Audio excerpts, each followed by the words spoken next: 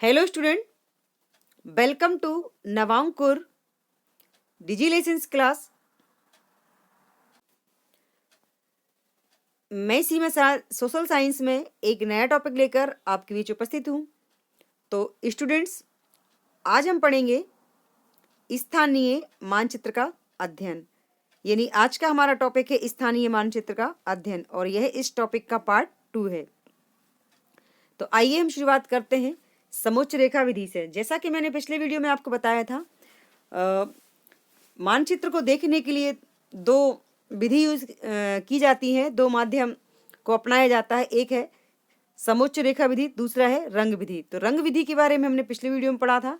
यानी रंगों के आधार पर हम और रेखाओं के आधार पर हम नक्शे में या मानचित्र में कहाँ कौन सी चीज़ दी गई है, उसकी ऊंचाई कितनी है, इसको समझने की कोशिश की जाती है या इसको बताने की कोशिश की जाती है। तो रंगों के माध्यम से हम धरातल के विभिन्न रूपों का एक मोटा अनुमान लगा सकते हैं, किंतु उसकी वास्तव में जो बारीकियां हैं उन्हें जान पाना थोड़ा सा मुश्किल होता है। मान लीजिए रंगों के आधार पर हमने एक स्थल आकृति का अनुमान लगा लिया कि यह पठार है, किंतु हम यह नहीं जान पाएंगे कि इसकी वास्तविक ऊंचाई कितनी है, इसके चारों ओरों की ढाल एक समान है कि नहीं है, इसमें कहीं गड्ढे तो नहीं है। इसी तरह स्थल के अन्य उच्चावच की बारीकियों को भी रंगों के माध्यम से आसानी से नहीं समझा जा सकता है। ओवरऑल हम ये कह सकते हैं कि रंगों के माध्यम से हम सिर्फ मानचित्र में धरातल के विभिन्न रूपों का एक मोटा अनुमान लगा सकते हैं, लेकिन उनकी जो बारीकियां होती हैं उनको हम नहीं समझ सकते हैं। किसी भी धरातल पर स्थित किसी भी स्थलाकृति को रंग के आधार पर उसका सही अनुमान मतलब कि वास्तविक जानकारी प्राप्त करना संभव नहीं है। अगर हमने ये पता लगा भी लिया पठार के आधार पर कि ये रंग के आधार पर कि यह पठार है, तो उसकी ढाल एक समान है कि नहीं, कहीं उसमें गड्ढे तो नहीं है, कहीं उसका उच्चावच की जो बारीकियां हैं उन्हें थोड़ा सा समझ पाना मुश्किल होता है रंग के आधार पर। तो इसलिए रंग के साथ साथ एक और विधि जो इस्तेमाल की जाती है अक्सर नक्शे में, नक्शे को समझने के लिए, उसका नाम है समोच्च रेखा विधि। एक है रंग विधि, जैसा कि हमने पिछले वीडियो में पढ़ा था और इसमें भी मैं बता रही हूँ। तो एक तो रंग इस्तेमाल किए जाते हैं, जैसे कि फॉर एग्जांपल मैंने आपको बताया था कि पर्वतों के लिए कत्थई रंग, मैदान के लिए हरा रंग और पठारों के लिए पीला या भूरा रंग इस्तेमाल किया जाता है पहचानने के लिए। लेकिन इसके अलावा एक और चीज़ जो नक्शे को समझने के लिए इस्तेमाल की जाती है वह है रेखाएं, यानी समोच्च रेखा, जिसे हम समोच्च रेखा विधि कहते हैं। इसके द्वारा और नक्शे को अच्छी तरीके से समझ में आ जाता है अगर हम उसको थोड़ा सा गौर से समझने की कोशिश करें तब। तो और हम थोड़ा इसको विस्तार से समझने की कोशिश करेंगे कि धरातल की बनावट और ढाल संबंधी छोटी छोटी बातों को पूरी शुद्धता से मानचित्र पर प्रदर्शित करने वाले माध्यम या विधि को हम समोच्च रेखा कहते हैं। यानी समोच्च रेखाएं क्या होती हैं? तो धरातल की बनावट, धरातल की बनावट मीन्स धरती की बनावट। तो धरातल की बनावट और ढाल संबंधी जो छोटी छोटी सी बातें होती हैं उन्हें पूरी शुद्धता के साथ मानचित्र पर प्रदर्शित करने वाले माध्यम या विधि को समोच्च रेखाएं कहा जाता है। यानी कि जिसके द्वारा, जिन रेखाओं के द्वारा धरती की बनावट से संबंधित छोटी छोटी बातों को पूरी शुद्धता के साथ नक्शे पर दर्शाया जाता है, जिन रेखाओं के द्वारा, जिन लकीरों के द्वारा, उसे हम उन रेखाओं को हम समोच्च रेखाएं कहते हैं। जैसा कि इसके नाम से ही यह स्पष्ट होता है, प्रकट होता है कि ये वे रेखाएं होती हैं जो समुद्र तट से एक समान ऊंचाई वाले स्थानों को मिलाती हुई मानचित्र में खींची जाती है। यानी कौन सी रेखाएं होती हैं? ये वे रेखाएं होती हैं जो समुद्र तट से एक ऊंचाई वाले स्थानों को मिलाती हुई मानचित्र में खींची जाती है और प्रत्येक समोच्च रेखा पर उनकी ऊंचाई अंकित रहती है। यानी कि इन लकीरों के माध्यम से, इन रेखाओं के माध्यम से उसकी उस स्थान को समझाने की कोशिश नक्शे में की जाती है इन रेखाओं के माध्यम से। और पर्वत, पठार, मैदान, इनकी ऊंचाइयों को लिख दिया जाता है मीटर में। मैदान की ऊंचाई तो नहीं लिखते क्योंकि वो ऊंचा नहीं होता है, लेकिन पर्वतों और पठारों की ऊंचाई को अवश्य लिख दिया जाता है, जिन्हें हम रेखाओं के द्वारा नक्शे में समझने की कोशिश करते हैं। अंकित समोच्च रेखाओं के बीच की दूरी या निकटता उस स्थल भाग के ढाल को प्रकट करती है। अंकित मतलब लिखी हुई, तो लिखी मतलब जो उस पर जो फिगर लिखा रहता है, नक्शे में जो भी पर्वत है, पठार है, उस पर जो फिगर लिखा रहता है, उसके आधार पर हम समोच्च रेखाओं के बीच की दूरी या फिर निकटता, या तो दूरी या फिर निकटता, और उस स्थल भाग के ढाल को वह प्रकट करती है। यानी कहाँ कौन सी कितना ढाल है, कितनी दूरी है, ये रेखाओं के द्वारा समझाया जाता है। समोच्च रेखाएं यदि नजदीक नजदीक है यानी कि पास पास है, तो इसका तात्पर्य यह है कि भूभाग का ढाल अधिक है। यानी अगर वो रेखाएं ज़्यादा पास पास नक्शे में बनाई गई हैं, तो इसका मतलब यह है कि ये बहुत ज़्यादा मतलब इसका ढाल है, इस पर्वत का या इस पठार का ढाल अधिक है।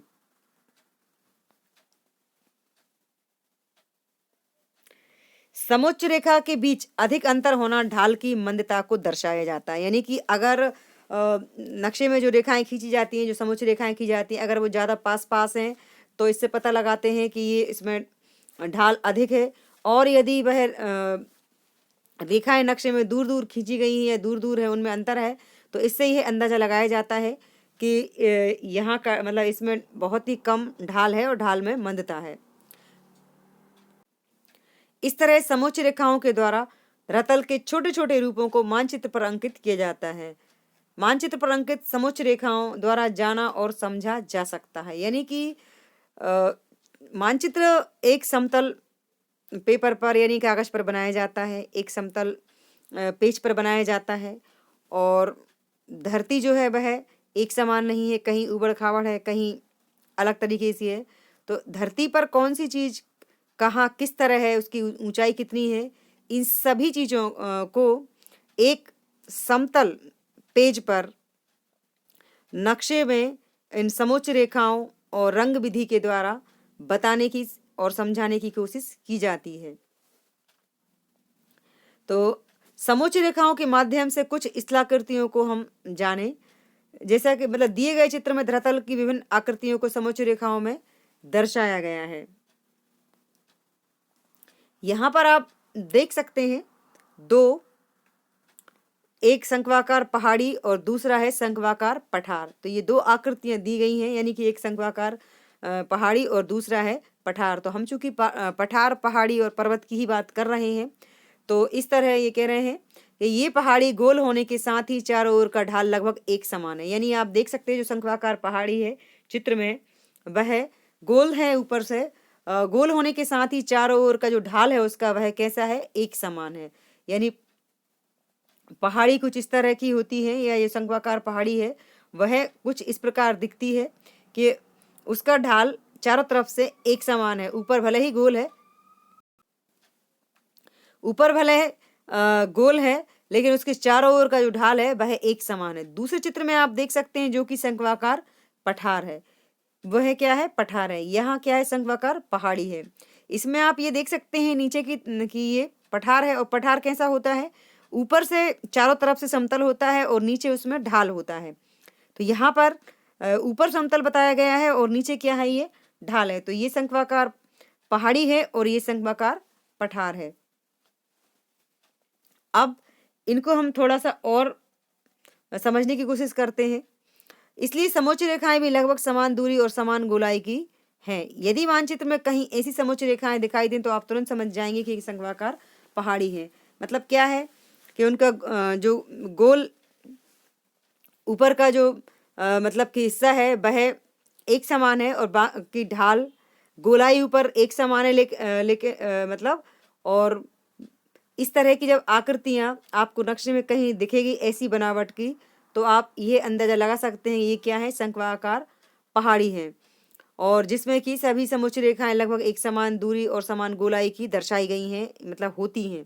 जैसा कि आपने चित्र में भी देखा कि जितनी भी उसमें जो समोच्च रेखाएं थी वे लगभग एक समान दूरी और एक मतलब की गोलाई की बनाई गई हैं।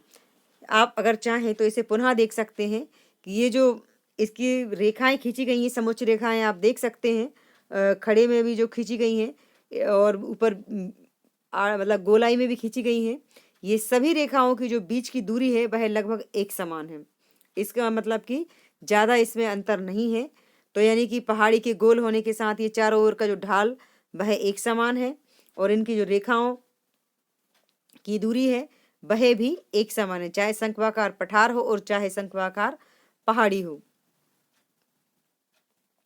तो इस तरह की जब आकृति आप नक्शे में देखेंगे कहीं कभी पर, तो आप इससे ये समझ जाएंगे कि ये शंक्वाकार पहाड़ी है।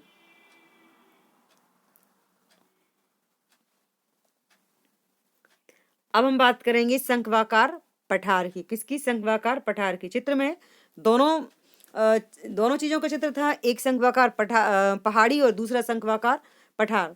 तो चित्र में जो पठार को निरूपित करने वाली समोच्च रेखा, ये आकृति किनारों की तेज ढाल को बताने वाली समोच्च रेखाएं तो पास पास हैं, किंतु आकृति में बीच का लंबा चौड़ा भाग खाली है जो उसके समतल होने को प्रकट करता है। जैसा कि मैंने आपको पहले भी बताया, आपने चित्र में देखा होगा कि उसके बीच का जो भाग था वो चारों तरफ से एक सा था, वह कैसा था?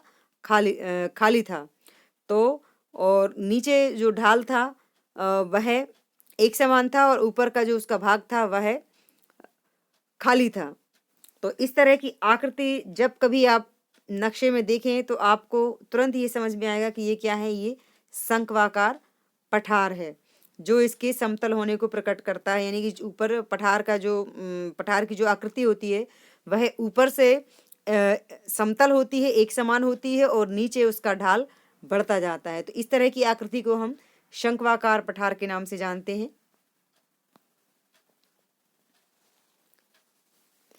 अब भी आकार की नदी घाटी। तो आपने वी आकार की घाटी के बारे में पार्ट 7 में पढ़ा था, उसमें बताया गया था वी आकार की घाटी के बारे में। तो यहाँ पर पुनः आपको इस पार्ट में भी या इस टॉपिक में भी आपको ये बताया गया कि वी आकार की घाटी किस तरह की होती है।